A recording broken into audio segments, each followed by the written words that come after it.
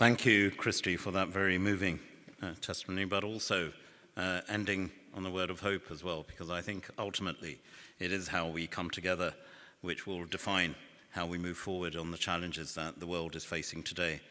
And talking of challenges, perhaps and arguably one of the greatest challenges that's been faced in recent times by the world at large, but in specific parts of the world, most notably in Iraq and Syria, has been the atrocities committed by Daesh, an organization that claimed erroneously to be acting on some religious premise, but has committed the worst kind of inhumane activities against all religious minority communities. Indeed, claiming to be a Muslim community, it committed atrocities against those who didn't define Islam in the very way they saw it. Such organizations don't follow a faith, they follow a perverse interpretation of any ideology. But today amongst us we have Ekhlas Bajoo. She herself is a living example of courage. She is a living example of humanity. How not only has she survived the atrocities of Daesh, but today she joins us today to stand to speak about her experiences.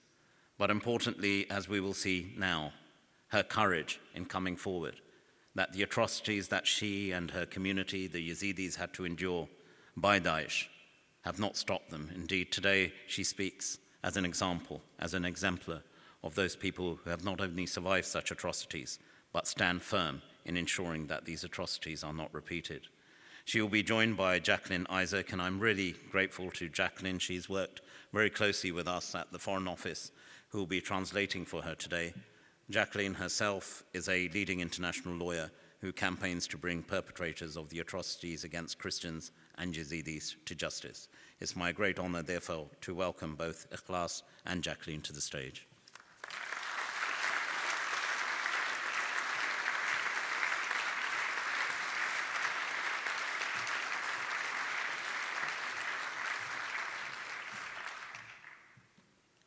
I've spent years learning from Yazidi and Christian survivors, whom I call my sisters.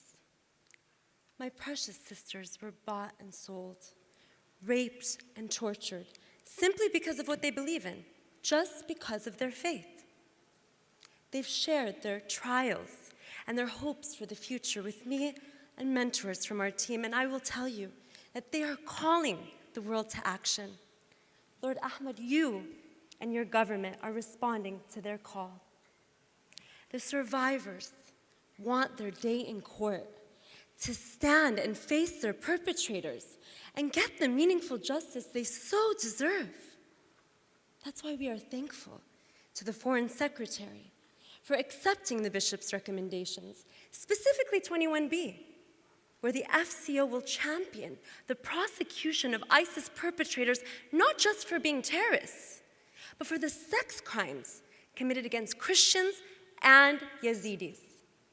Now we hope that one day, sooner than later, we see these sex crimes before the International Tribunal, or a body that says that these acts are genocide, crimes against humanity, and war crimes.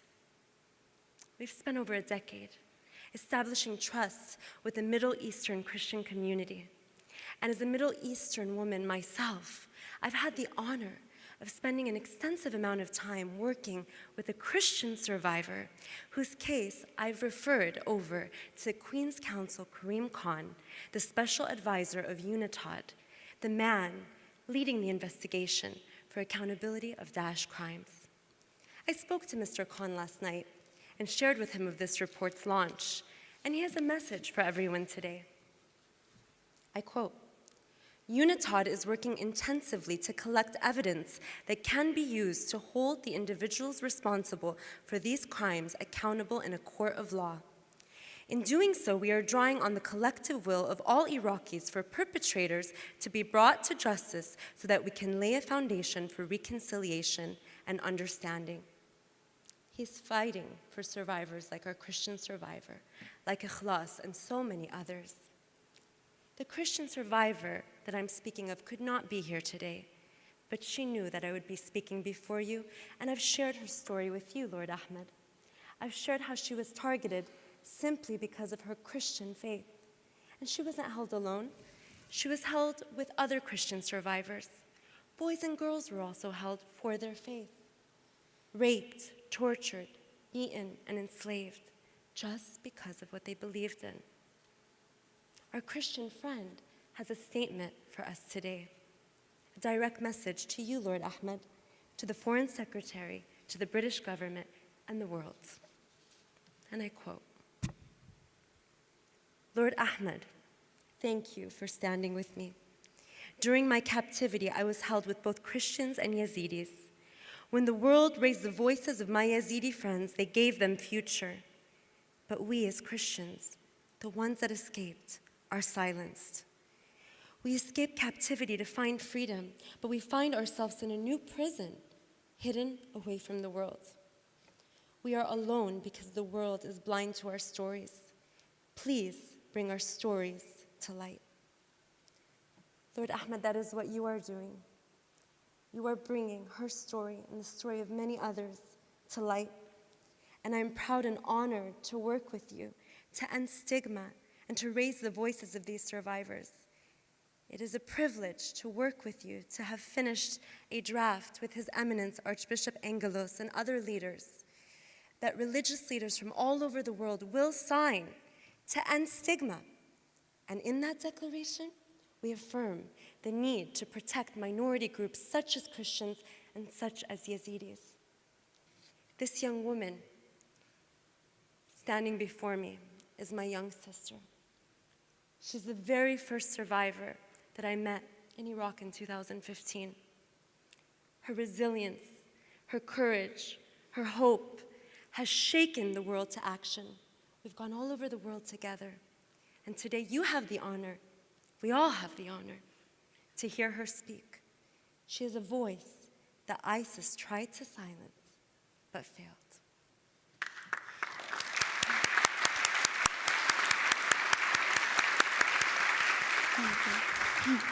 Thank you.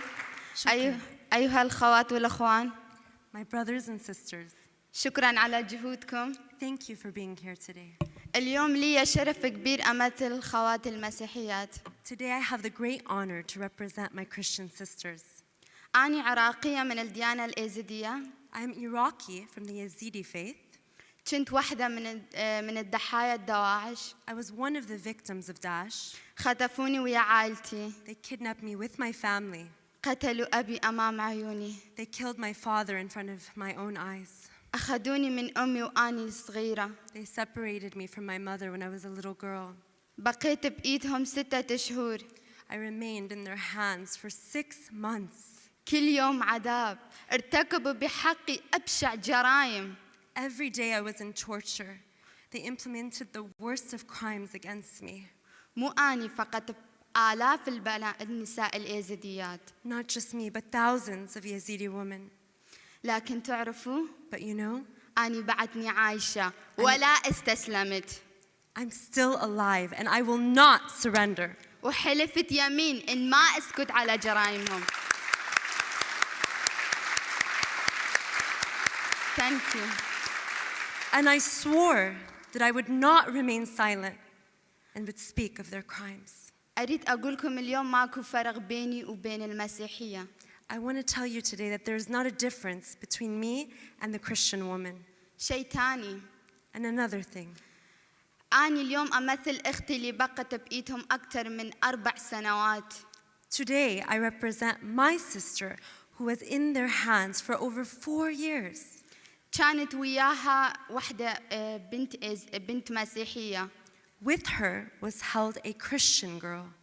قتلوا كل عائلتها. They killed all of her family وأخذوها جارية. and they took her as a sex slave. أختي بعد ما تحررت حكت لي عنها قالت أنا ما أعرف وين أخذوها لمنو باعوها لأي دولة باعوها. After my sister was freed, she spoke to me of her and said, I don't know what they did with her, where they sold her, or what country they sent her to. ولهسه الجرائم مستمرة بحقنا. And until now, these crimes are ongoing against us. أريد أقولكم اليوم ماكو فرق بين الإنسانية قبل الدين. I want to tell you that there's not a difference between us. Humanity goes before religion. والدليل على هذا الشيء إيدينا. And the evidence to that is how we're standing hand in hand.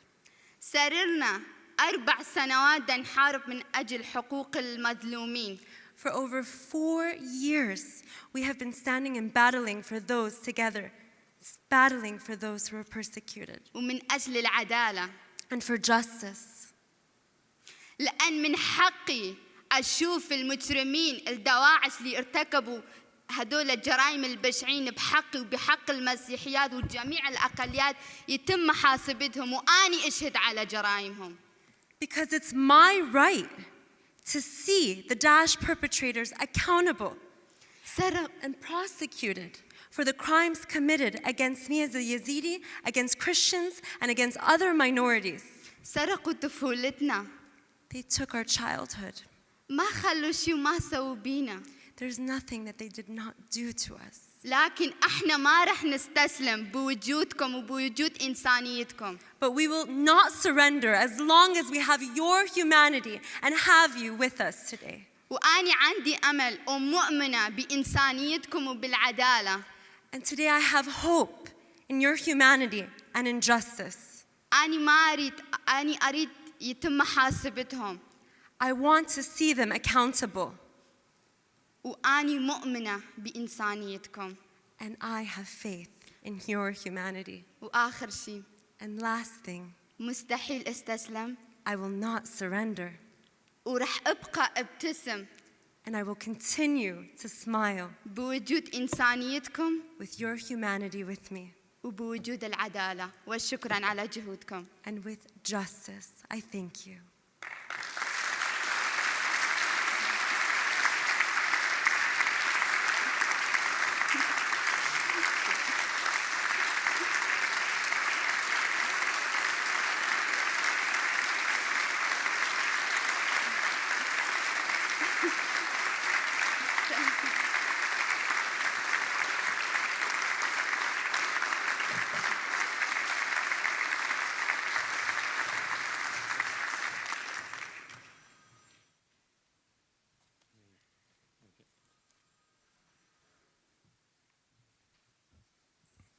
Well, I think most of what we've just heard leaves us all speechless. We thus just pay tribute to your incredible courage, and it's an honor to share this platform with you today. You know, as politicians, as ministers, you know, we seek to serve people to the best of our ability. But it's you, people like yourself, who give us the inspiration that when we hit a barrier or hit a wall, it's minuscule compared to the challenges you've had to face, the courage you have shown. And I assure you of this, and I speak for everyone in this room, I'm sure, that we stand with you for your campaign that you're leading, but equally, I give you a personal commitment that whatever role I have, wherever I am, I shall always speak out for the injustices the Yazidi community, the Christians of Iraq have suffered. I saw it for myself. I saw those testimonies of those mothers who had brutally lost children, those young girls who had been brutally raped. And I assure you, that is why what the bishop has done through this particular review, and he was very mindful of the point he made in his introduction, that this isn't because and just for Christians. Indeed, my own learning from a Christian school it's because you're a Christian that you seek to stand up for others. Therefore, I'm sure we will remain very much united with you, and we applaud your courage and bravery.